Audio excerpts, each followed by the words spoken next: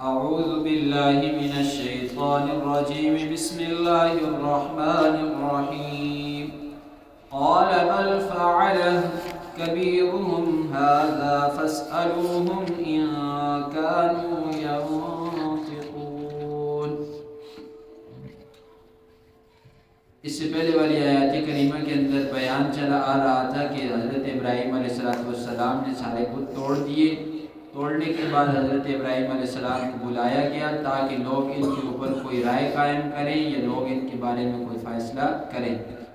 ابراہیم علیہ السلام سے سوال ہوا کہ کیا تو نے ان بتوں کو توڑا ہے؟ حضرت ابراہیم علیہ السلام نے جواب میں قال فرمایا بل فعل، بلکہ کیا ہے ان کے ساتھ یہ معاملہ، فعل من فعل، جس نے یہ معاملہ کرنا تھا، کبیرہم ھذا، یہ ہے ان کا بڑا بت۔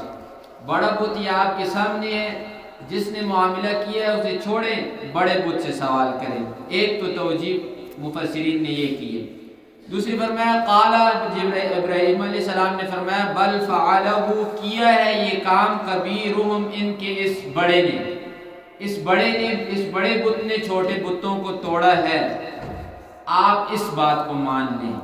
فاسألوہم، آپ سوال کریں ان بتوں سے جو ٹوٹے ہوئے ہیں، ان کانوا ینطقون، اگر یہ بولنے کی طاقت رکھتے ہیں۔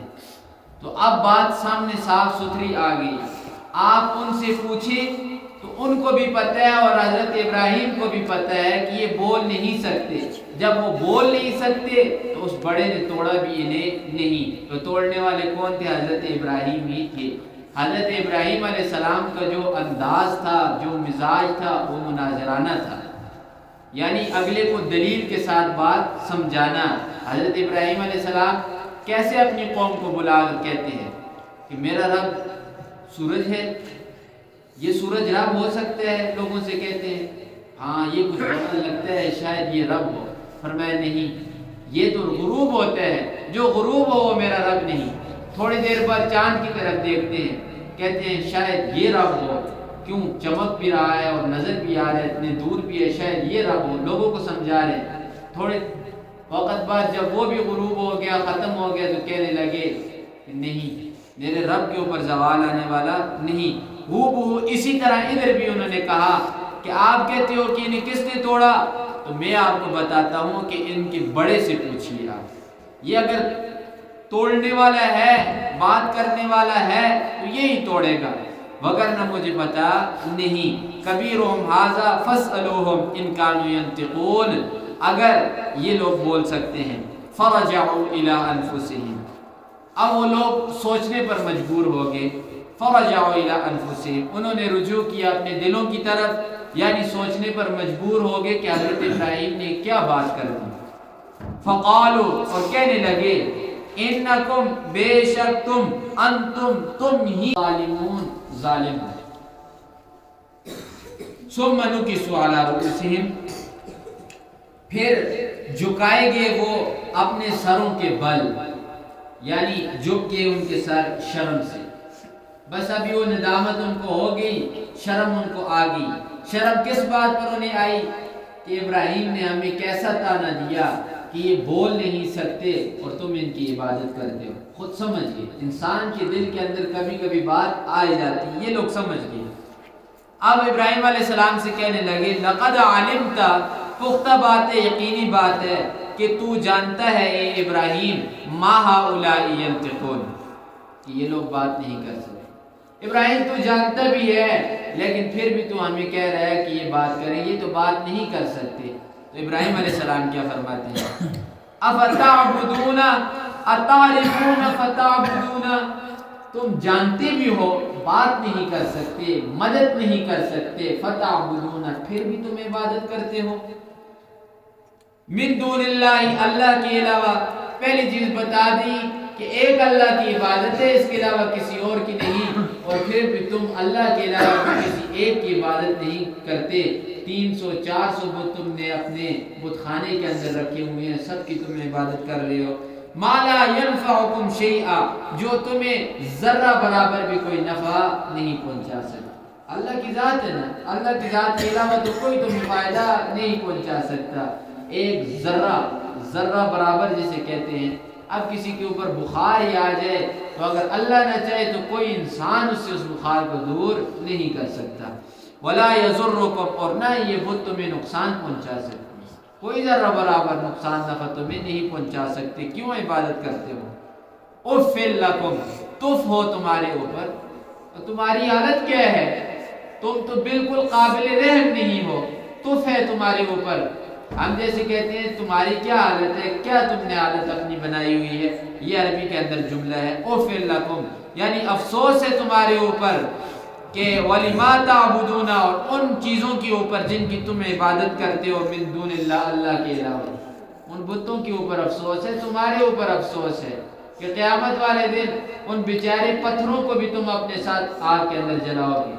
اللہ خود فرماتے ہیں وَقُودُهَا النَّاسُ وَالْحِجَارَةُ، کہ اللہ ان لوگوں کو جو اللہ کے علاوہ عبادت کرتے ہیں اور ان بتوں کی جن کی عبادت کی جاتی ہے، ان پتھروں کو بھی اللہ آگ کے اندر جلائے گا۔ یہ فرماتے ہیں ابراہیم علیہ السلام کے افسوس ہے تمہارے اوپر۔ افلا تعقلون، اتعبدون فلا تعقلون، او بے شرمو کہ تم شرم نہیں کرتے، تمہارے اندر حیا نہیں کہ تم ان کی عبادت کر رہے ہو۔ فلا تعقلون، کیا تمہارے پاس عقل نہیں کہ تم سوچو؟ قالو، کہنے لگے جواب کے اندر، یا بس یہ چیز ہے، دو دلیلیں ان کے پاس ہوتی ہیں گمراہ اور باطل فرقے کے پاس، ایک کو دلیل یہ کہ باپ دادا کر رہے ہیں، دوسری دلیل یہ کہ پکڑو اور پکڑ کر مار دو، بس یہ۔ قالو، کہنے لگے حرقوہ، اسے جلاؤ، بار بار اسے جلاؤ، وانصروا، اور مدد کرو آلہتکم، اپنے معبودوں کی۔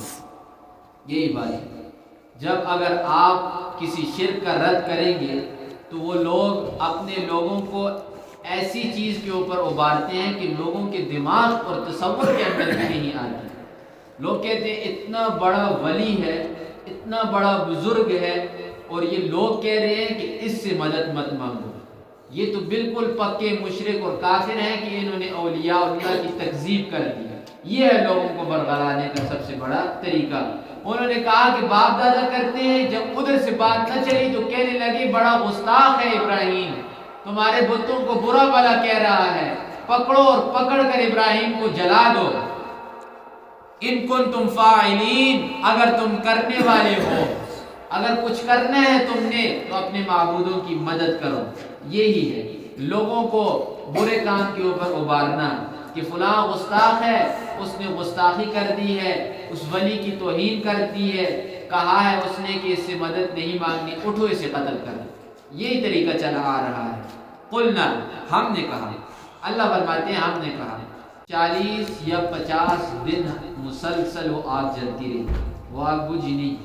اس آگ کو جلانے کا طریقہ کیا کیا گیا کہ کئی روز تک سارے کے سارے لوگ لگے رہے اپنے اوزار وغیرہ لے کر، ایک بڑے میدان کے اندر بڑا کھڈا کھودا، کھودنے کے بعد سارے کا سارا وہ گاؤں علاقہ وہ جمع ہو گیا صرف اور صرف لکڑیاں لانے پر۔ ان ساروں نے وہ لکڑیاں لانے کے بعد اس کھڈے کو بھر دیا۔ اب اس کے بعد اوپر سے آگ لگائی، وہ سارا کھڈا جو تھا وہ آگ سے بھر گیا، پھر یہ آگ اوپر بھی کسی جگہ تک جا رہی تھی۔ فرمایا کہ اب آگ جلا کر تو یہ لوگ پریشان ہوں گے، ابراہیم کو اس دیکھتی ہوئی آگ کے اندر چھوڑیں گے کیسے، پریشان ہوں گے۔ پھر ایک آدمی ان میں سے اٹھا، وہ کہنے لگا ایسے کرو کہ ایک بڑا جھولا بناؤ کہ ایک طرف سے جھولا دو گے، دوسری طرف پر ابراہیم کی رسی کو کاٹ دو، جھولا جا کر آگ کے اندر چلا جائے۔ یہ لوگ ہوتے ہیں شیطان قسم کے۔ تو مفسرین فرماتے ہیں بعض روایات کے اندر آیا ہے کہ جس شخص نے یہ مشورہ دیا تھا، جس وقت وہ مشورہ اس نے دیا اسی وقت وہ زمین کے اندر دھنسنا شروع ہو گیا۔ اللہ پکڑتے ہیں، یہ الگ بات ہے، کسی وقت کبھی کبھی فوراً اسی وقت پکڑ دیتے ہیں، کبھی کبھی اللہ کچھ مہلت دے دیتے ہیں، لیکن ہمیشہ جو دین کو بگاڑنے کے لیے، دین کو نقصان پہنچانے کے لیے کھڑا ہوتا ہے، اللہ دنیا ہی کے اندر اسے ذلیل کر دیتے ہیں۔ تو کہا کہ قلنا یا نار، جب آگ جل گئی ابراہیم علیہ السلام پہنچ گئے آگ کے اندر، اور ان بے شرموں نے حضرت ابراہیم علیہ السلام کے کپڑے بھی اتارے، کپڑے اتار کر جھولے کے اوپر بٹھا کر جھولا دے دیا۔ اور یہی بات ہے کہ اللہ قیامت والے دن قبروں سے اٹھانے کے بعد سب سے پہلے حضرت ابراہیم علیہ السلام کو کپڑے پہنائیں گے۔ اس کی سب سے بڑی وجہ یہ کہ دین کی خاطر ان کے کپڑے اتاریں گے۔ اللہ سب سے پہلے حضرت ابراہیم علیہ السلام کو کپڑے پہنائیں گے۔ تو قلنا، ہم نے کہا، یا نار، اے آگ، کونی بردن۔ اور روایات میں آتا ہے کہ بارش والا فرشتہ کان لگا کر بیٹھا ہوا تھا کہ کس وقت اللہ حکم دیں گے میں فوراً بارش برسا کر آپ کو ٹھنڈی کر دوں گا۔ حضرت جبرائیل علیہ السلام خود انتظار میں ہے کہ اللہ کیا حکم دیتے ہیں، اور حضرت جبرائیل آئے بھی ابراہیم علیہ السلام کے پاس کہ ہاں ابراہیم، تجھے کسی کی مدد کی ضرورت ہے، کوئی حاجت ہے تمہیں کہ میں تمہاری مدد کروں؟ ابراہیم علیہ السلام نے فرمایا میرا اللہ ہے، خالق میرا اللہ ہے، آگ میں بچائے گا بھی مجھے وہ، اے جبرائیل تو چلا جا، مجھے تیری کوئی ضرورت نہیں۔ یہ اللہ کے اوپر یقین۔ تو قلنا، پھر اللہ فرماتے ہیں ہم نے کہا، یا نار، اے آگ، کونی، تو ہو جا بردن، ٹھنڈی، وسلامن، اور سلامتی والی۔ حضرت علی فرماتے ہیں کہ اگر اللہ صرف اور صرف آگ کو کہہ دیتے کہ ٹھنڈی ہو جا تو وہ ٹھنڈک بھی حضرت ابراہیم کے جسم کو کچھ نہ کچھ تکلیف پہنچاتی، لیکن اللہ نے فوراً فرمایا وسلامہ، سلامتی والی ہو جا، ابراہیم کو بالکل آرام آئے، بالکل کوئی پریشانی نہ ہو۔ حضرت ابراہیم خود فرماتے ہیں کہ وہ 40 یا 50 دن جو میں آگ کے اندر رہا ہوں، جتنا سکون اور جتنی راحت مجھے ان 50 دنوں کے اندر تھی، نہ آگ میں جانے سے پہلے اتنے سکون میں تھا، نہ آگ سے نکلنے کے بعد اتنے سکون میں آیا ہوں۔ قلنا یا نار کونی بردا وسلاما علی ابراہیم، ابراہیم کے اوپر تو سلامتی والی ہو جائے۔ وارادوا به، قاب ابن احبار فرماتے ہیں کہ واحد ایک ابراہیم ہے دنیا کے اندر جنہوں نے آگ سے نفع اٹھایا ہے، یعنی آگ کے اندر جا کر ٹھنڈک محسوس انہوں نے کی ہے۔ وارادوا به کیدا، ان لوگوں نے ارادہ کیا بھی ابراہیم کے ساتھ کیدن، چال کھیلنے کا، یعنی چال کھیلی نا کہ ابراہیم کو کیا کر دیں، قتل کروا دیں، آگ کے اندر جلا دیں۔ اللہ فرماتے ہیں فجعلناہم الاخسرین، ہم نے انہی لوگوں کو سب سے زیادہ خسارہ اٹھانے والا بنا دیا۔ حضرت ابراہیم علیہ السلام کو تو اللہ نے سرخرو کر دیا، اور روایات کے اندر آتے ہیں کہ جب باہر نکلے نا آگ سے تو باپ تو بڑا مشرک تھا، بڑا کافر تھا، دیکھا کہ بیٹا بالکل صحیح سالم آگ سے باہر نکل کر آیا ہے، خود سوچئے اس وقت جنہوں نے آگ کے اندر ڈالا تھا ان کے اوپر کیا گزر رہی ہوگی کہ ہم تو بالکل بے شرم ہو گیا، ہماری تو عزت کوئی رہی نہیں، بندے کو ہم نے جلایا، بندہ نکل کر آ گیا۔